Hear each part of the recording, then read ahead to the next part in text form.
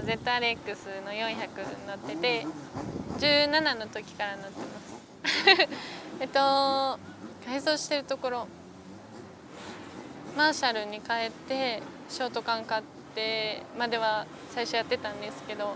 最近外装を全部塗って、でテールカウルにマーク2テールを買ってもう自分でこうしたいって言ってイラスト描いて、こうしたいんだけどって先輩に頼んで、でもうやってもらった感じです。彼氏の先輩が塗装をやってたんで、塗装頼んで10日間ぐらいで仕上げてもらっちゃって。きっかけはもともとお母さんがバイクに乗ってて、で17、16の時にツーリングに連れてかれて、その時はもう連れてかれてって感じだったんですけど、連れてかれて初めて厩舎見て、自分も乗りたいな、お母さんかっこいいなと思って、お母さんの後ろに乗って、なんかお母さんもなんか小さい時からお母さんって感じよりはすごい面白いお姉ちゃんみたいな存在、すごい近かったんで、お姉ちゃんみたいな存在でバイクを教えてくれたことにも本当に感謝してて、楽しいことがやっと見つかったんで、お母さんのおかげで。そう全然なかったんですよね。趣味もなくてバイクもふーんって感じだった。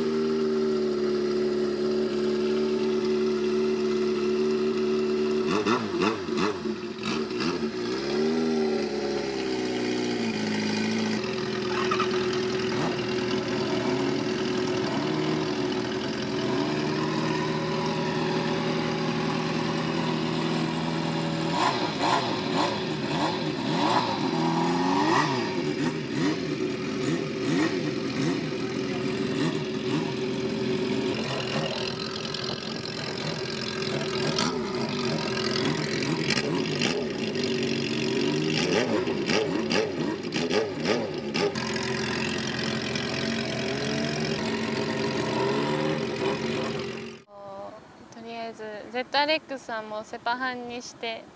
でシートシングルシートにして本当に渋く決めたいのと、乗りたいバイクはやっぱお母さんと同じようなセットにお母さんの背中を追いたいですそうですね、お母さんもともと東京でお店やってて、で私が高校1年生の時に仙台帰ってきたんですけど、その時にちょうどバイクも乗り始めて、それでお母さんのバイク仲間と一緒に走らせてもらって。そうですね、でも一番最初お母さんのもう1台持ってる方のゼファーを借りて走ってましたね。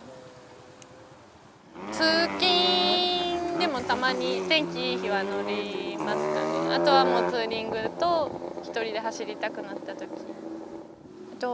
自分の家甲府の方なんで、甲府の方行ったり、たまにこっち側来たり、山道が苦手なんで初めてツーリング行った時に山道で事故っちゃって、そっからもう山道ダメです。お母さんの仲間たちと初めてデビューした時に自分の力量知らなかったのかカーブで曲がりきれなかったのと、砂利道でもうそのまま滑っていっちゃって、お母さんのもう1台の方の CB の NC36 です。転んで土手に落ちてバイクの下敷きになったんですけど、みんなもう起こしてくれて大丈夫ってなって、最終的に自走で帰ってきました足は縫ったんですけど、まあ帰れるかって思って。そういう時ってお母さんはどういう反応だっ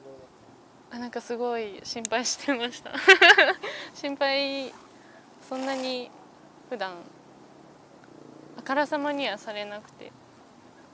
なんかすごい初めてあんな顔見たかなって感じです。